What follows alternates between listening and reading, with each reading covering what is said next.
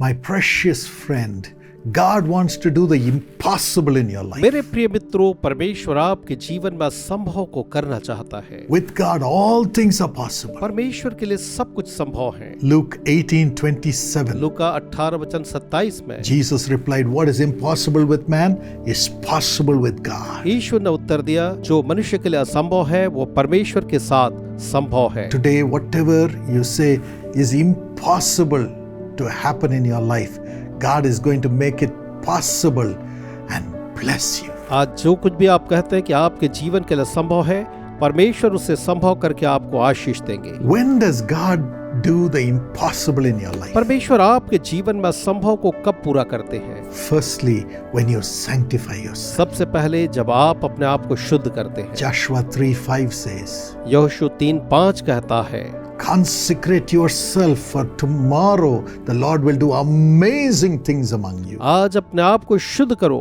क्योंकि कल परमेश्वर तुम्हारे बीच में आश्चर्य कर्म करेगा। Yes, my friend, when the people of Israel were surrounded by the Pharaoh's army, हाँ मेरे मित्रों, जब इस्राएल के लोग फिरौन की सेना के द्वार से घिर गए थे, the army could easily destroy the Israelites.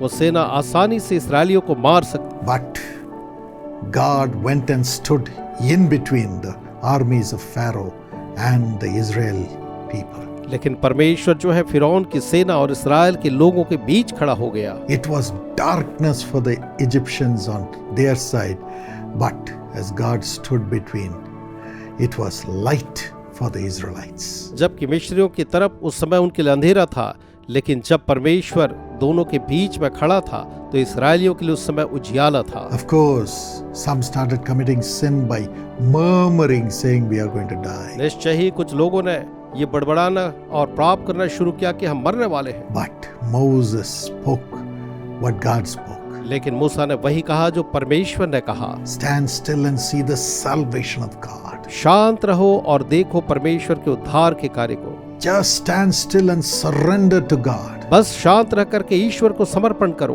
And you will see the acts of God. और तुम परमेश्वर के कार्यों को देखोगे। As the Israelites just surrendered their soul to God, और जब इस्राएलियों ने अपने प्राणों को ईश्वर के हाथ में सौंप दिया, the Red Sea opened as Moses lifted his hands. और मूसा ने जब अपना हाथ उठाया तो लाल समंदर दो भाग हो गया। As he just pointed the rod that he had in his hand towards the Red Sea, जब उसने लाल समंदर की तरफ अपने हाथ की छड़ी को बढ़ाया, God opened the Red Sea परमेश्वर ने लाल समंदर को दो भाग कर दिया and saved all his people by making them walk through it. और अपने सारे लोगों को उसमें से गुजर जाने के लिए उसने राह बनाई। And the same seas came and destroyed the Egyptians. और वही समंदर वापस आकर के शत्रुओं को नाश कर गया। Yes, my friend, हाँ मेरे मित्रों, what is impossible with man is possible with God, जो मनुष्य के लिए असंभव है वो परमेश्वर के लिए संभव है, provided you and I consecrate ourselves to do the will of God. बशर्ते हम परमेश्वर की इच्छा पूरी करने के लिए अपने आप को शुद्ध करें। Secondly,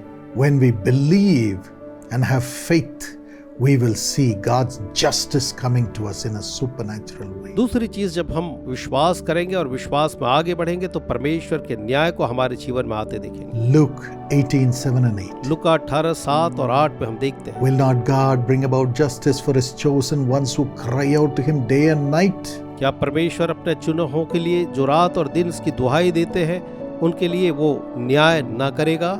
I tell you, he will see that they get justice and quickly. मैं तुमसे सच कहता हूँ कि वे शीघ्र ही अपने न्याय को प्राप्त करेंगे। However, when the Son of Man comes, will he find faith on the earth? और जब परमेश्वर का पुत्र पृथ्वी पर आए तो उसे विश्वास मिलेगा। Believing in Jesus in the adverse circumstance, even though it delays, will bring supernatural acts of God. प्रभु यीशु मसीह पर विश्वास करना चाहे विलंब क्यों न हो, वो हमारे लिए परमेश्वर के अलौकिक कार्यों को लेकर के आएगा। Yes, waiting for God in faith makes us receive justice in a supernatural way in this wicked world. हाँ, इस दुष्ट संसार में जब हम धीरज धर करके परमेश्वर पर विश्वास करते हुए इंतजार करते हैं तो वो परमेश्वर के उस अलौकिक न्याय को हमारे जीवन में लाता है। You will receive justice even today from God as you wait for him in faith. आज भी जब आप परमेश्वर पर विश्वास के साथ इंतजार में हैं, वो आपको न्याय देगा।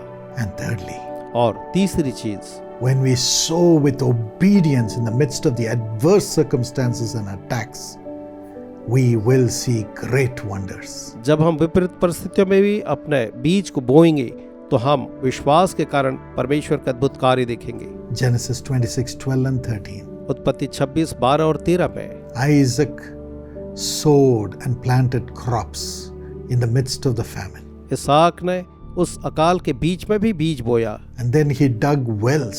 और उसने कुएं खोदे। Even though the enemies were closing his wells and driving him out, जो भी उसके शत्रु उन कुओं को बंद कर रहे थे उसे भगा रहे थे, he went on digging. वो ऐसे ही कुएं खोदता गया And God went on giving water. और परमेश्वर उसे पानी देता रहा And God went on giving them 100 times return for their cultivation. और परमेश्वर ने उनकी खेती में उसे 100% फलवंत किया The man became very rich and wealthy. और वो व्यक्ति बहुत ही धनवान और समृद्ध बन गया। God wants you to be wealthy. परमेश्वर चाहता है कि आप धनवान हो And according to Genesis 26:22 to 24, और उत्पत्ति 26, 22 से 24 के अनुसार God will appear to you परमेश्वर आपको दर्शन देगा and you shall see him और आप उसे देखेंगे and he shall lead you to prosperity. और वो आपको समृद्धि में ले जाएगा। May God give you this grace परमेश्वर आपको यह अनुग्रह दे as you expect God to do the supernatural जब आप परमेश्वर से अपेक्षा करते हैं कि वो अलौकिक कार्य करे